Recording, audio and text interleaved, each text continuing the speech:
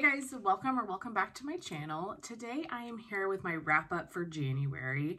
So this is going to be all of the books that I read in the month of January. I'm going to go through each one, give you kind of the Goodreads synopsis of the book, tell you briefly what I thought about it, and then tell you what I rated it on Goodreads. So I'm on a mission in 2024 to read 100 books. I haven't read 100 books as an adult, so I have been striving towards that goal for a couple of years now, and this is the year I'm going to do it. I'm going to do it this year. So I definitely started off January strong. I read 14 books in January, which is awesome.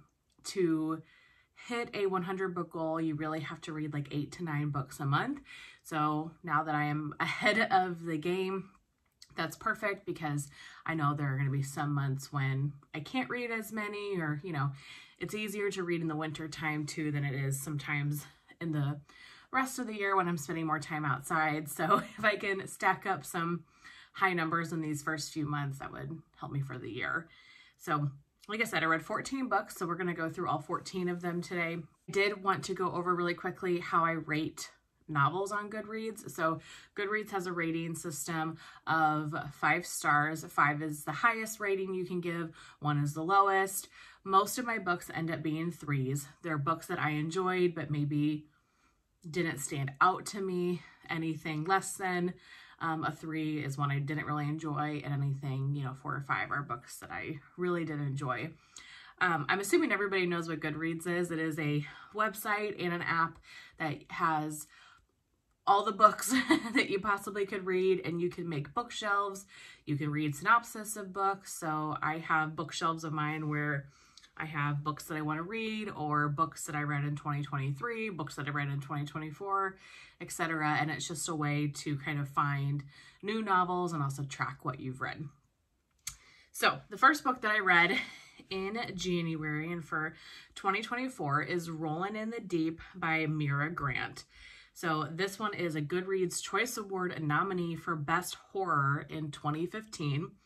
So this says, when the Imagine Network commissioned a documentary on mermaids to be filmed for the cruise ship Artagardis, sure I'm butchering that, they expected what they had always received before, an assortment of eyewitness reports that proved nothing, some footage that proved even less, and the kind of ratings that only came from imaginary creatures to the masses. They didn't expect actual mermaids. They certainly didn't expect those mermaids to have teeth. So, like it says, this is about a documentary network that goes out to the Mariana Trench and tries to find mermaids. And so they have this big elaborate hoax planned of how they're going to prove that there are mermaids out there and put this documentary out to the public. So when they get out there, they actually find mermaids, and they're not exactly very nice. So it's about their encounter with the mermaids. This was so good. I rated this a 4 stars. I love anything ocean related, so the mermaid topic is something I have interest in, and it intrigues me. This book was so good, spooky.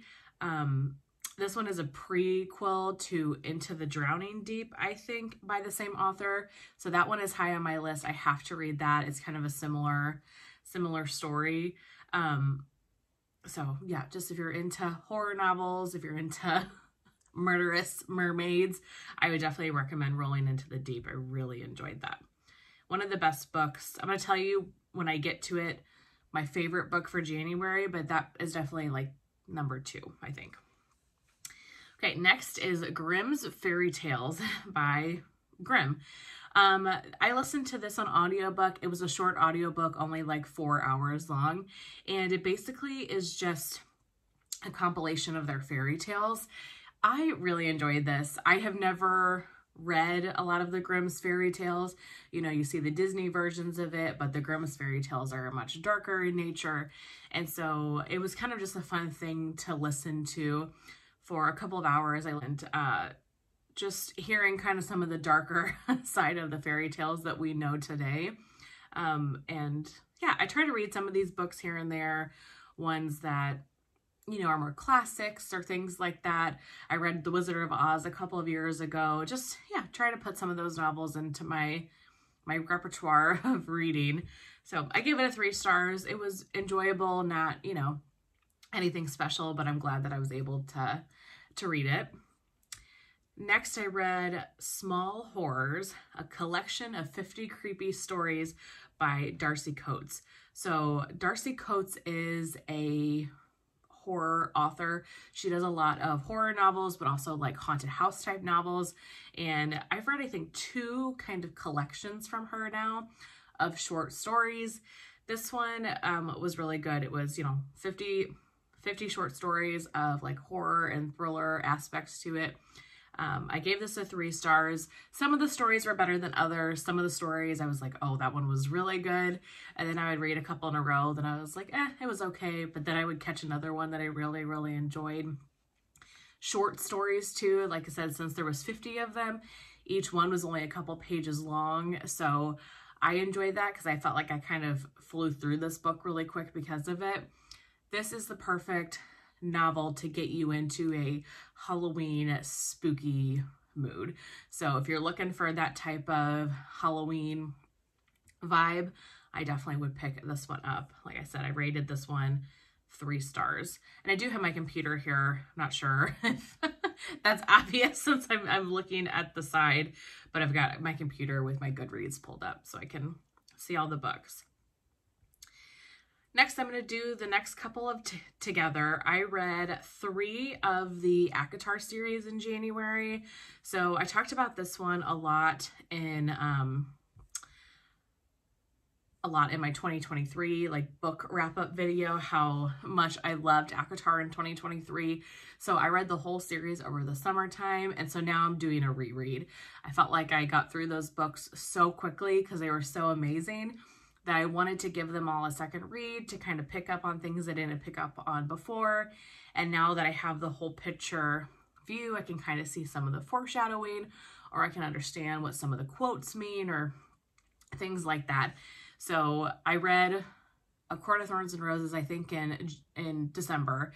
So in January, I read the 2nd, 3rd, and the Christmas special. So A Court of Mist and Fury, A Court of Wings and Ruin, and A Court of Frost and Starlight. A Court of Mist and Fury was my top book of 2023.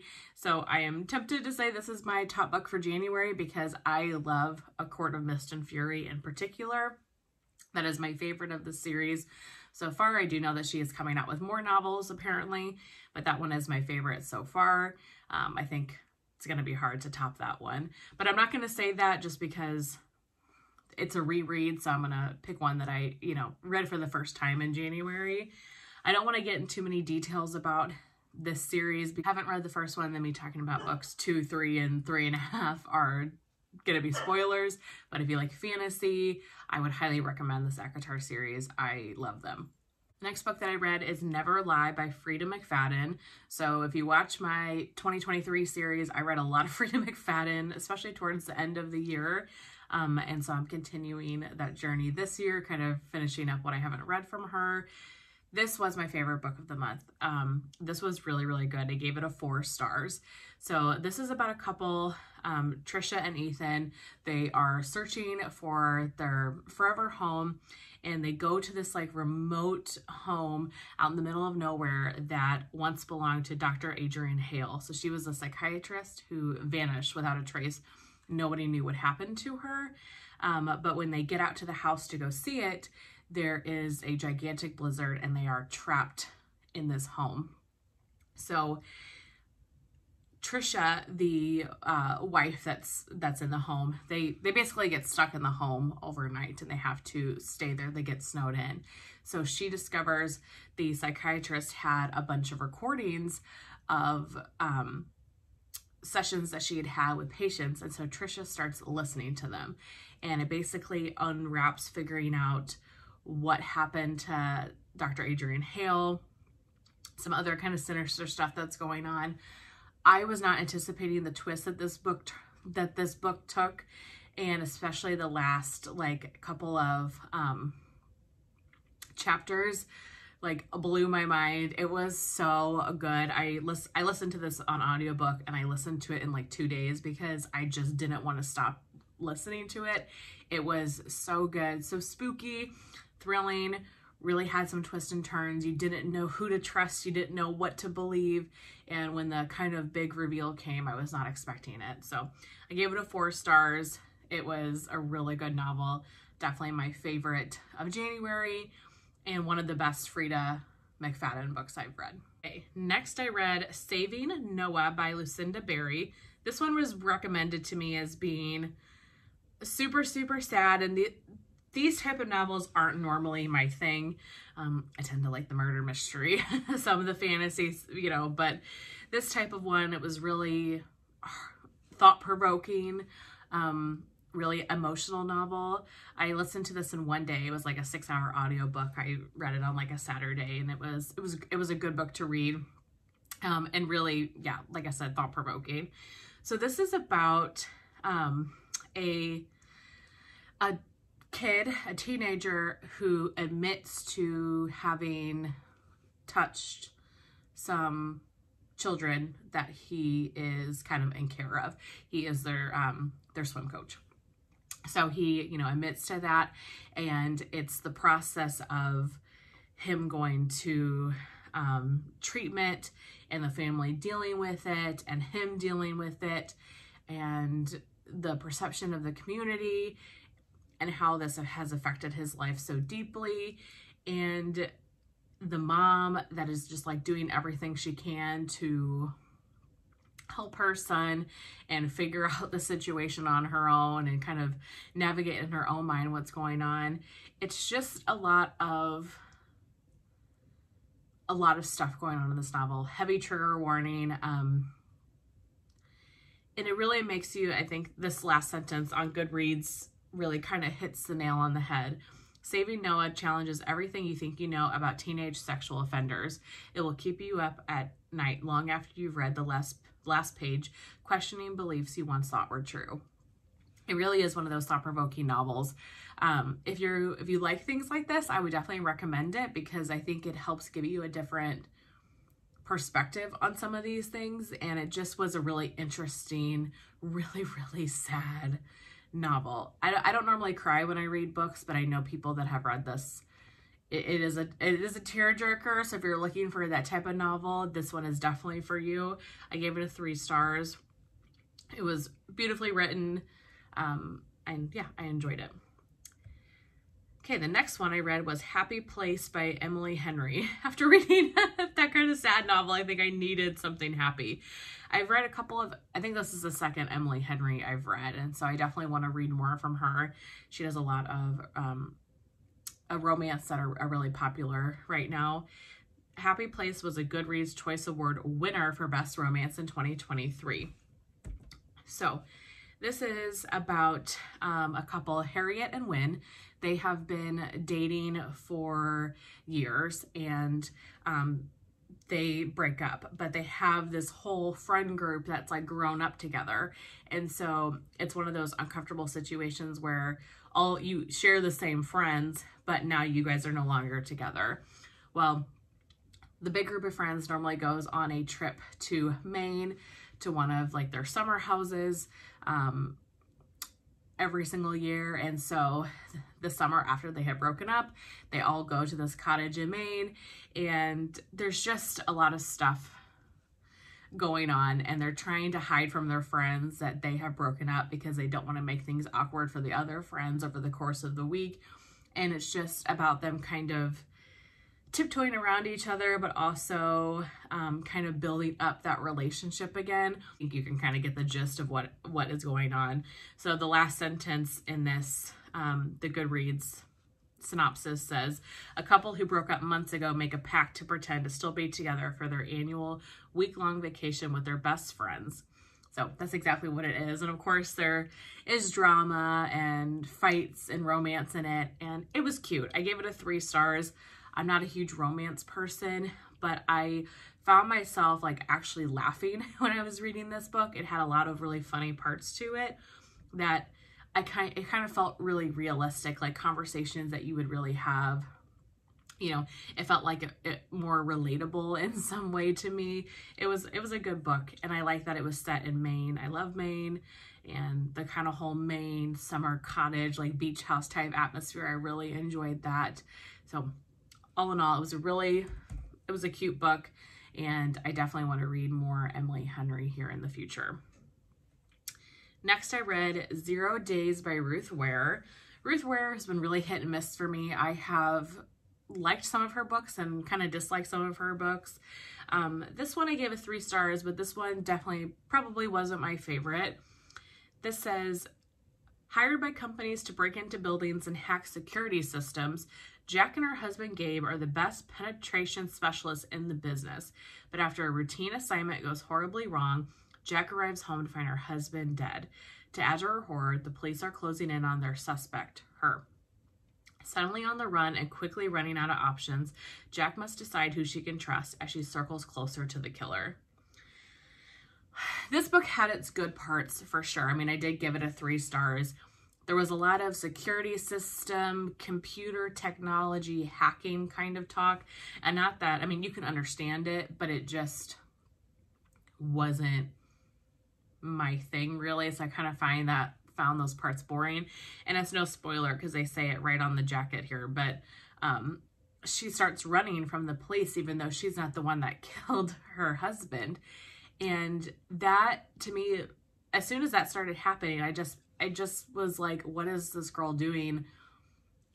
I don't understand. Like, I just didn't like that because it seemed like, why would you be running? You didn't kill him. Like, she made herself look so much more guilty than she is. So that part I really didn't like. I found that to be just kind of far-fetched, and I felt like I was screaming at her, like, what are you doing? Go back to the police. Like, you don't run. But figuring out, like, who was behind the murder, kind of what was going on was interesting. It just, the ending was kind of, again, the whole book was very kind of computer technology heavy, so just wasn't my thing. But I gave it 3 stars. It was good enough. The book I read is The Bookshop on the Corner by Jenny Colgan. So this is just kind of like a contemporary chick lit, cozy type of read. So this is about a woman named Nina who works at a library, and their library is closing down and kind of rebuilding and changing strategies. And so most of the librarians are getting laid off. So Nina's trying to decide what she is going to do. So Nina decides to buy this van and fill it with books and travel and sell books out of her van.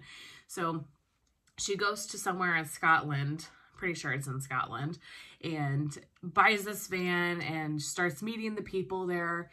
And it's just kind of this cute story of Nina trying to, you know, figure out what she's going to do and persevering and kind of figuring out her business and her struggles. There's some romance in there. It's about her living life in kind of a different town that she is used to. I think that this book just wasn't my cup of tea. So it's based between England and Scotland. And honestly, the Scotland parts, I couldn't understand a lot of the words and like dialect that was being used. So that's just because I'm American and I'm not used to that. So there were a lot of things that were being talked about or phrases that I was like, what are they saying? I didn't grasp what was going on. I think I would have liked this book a lot more if I would have been able to pick up on the meaning of some of those things more. And I just struggled with that. So I give this 2 stars. I'm not saying it's a bad book. It's a really cute, kind of cozy, contemporary chick lit, especially if you are a book lover. It's all about books and it talks about books. And in the beginning of the novel, the author talks about her favorite places to read books. And I actually loved that part of it about the different places to read books that are the best, like in a hammock, in the bathtub, etc. So actually really enjoyed that part of it, but just when I got into the novel, it just, I don't know, for whatever reason, wasn't for me. Doesn't mean it's a bad book. It's a great book. It just didn't fit my cup of tea. Okay, next I read All the Dangerous Things by Stacey Willingham. I could speak, Willingham. This was a Goodreads Choice Award nominee for Best Mystery and Thriller in 2023. So the synopsis says, 1 year ago, Isabella's life changed forever. Her son Mason was taken out of his crib in the middle of the night while her and her husband were asleep in the next room. With little evidence and few leads for the police to chase, the case went cold. However, Isabel can't rest until Mason is returned to her. Except for the occasional catnip or small blackout where she loses track of time, she hasn't slept in a year. Isabel's entire existence now revolves around finding him, but she knows she can't go on this way forever. So essentially, it's about this mother, like I said, who is trying to find her missing, kidnapped, taken son, but she cannot sleep at all. Like, she has insomnia. She does not sleep, and she harasses everybody trying to figure out details about what happened the night her son was taken, to the point where, I mean, people are pressing charges against her. It's not looking good for her as the mother because she's so intense about it, which I don't have children, but I can only imagine. So I think it is easy to kind of put yourself into, shoes of somebody that this, horrifically has happened to, that you would do literally whatever you can to find your missing kid. But it's making the police really not trust her, her neighbors, pressing charges against her, things like that.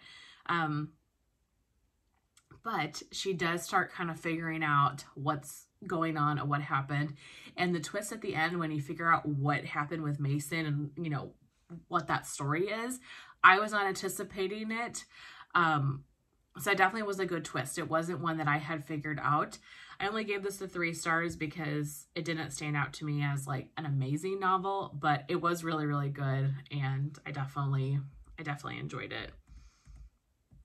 I read another Stacey Willingham's novel as well. I kind of did it back to back, and she has a new one out that I have a hold for, so hopefully I can read that, in the next couple of months as well.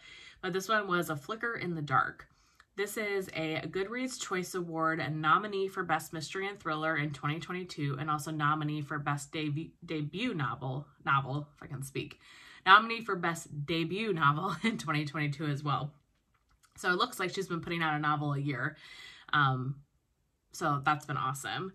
This is about a woman named Chloe who's, when she was a kid, turns out her father was a serial killer and was killing some of the girls in town, like teenage girls, and he goes to prison. And so most of the story is about her growing up. She is a psychiatrist in Baton Rouge, Louisiana, and girls start going missing again. And so it's her trying to figure out what's going on. Is her father connected? What's happening? I semi-figured out what was going on. They definitely were leading you in one way, and I knew that was kind of a distraction. There was more to the twist than I had figured out, but I definitely knew some of what was happening. I gave it a 3 stars. It was good. So again, just a 3-star read for me, but it was good, and I would definitely recommend it if you like mystery thriller or you like those type of, whodunit novels. Okay, we're almost done. What do we have? Yep, just 1 book left.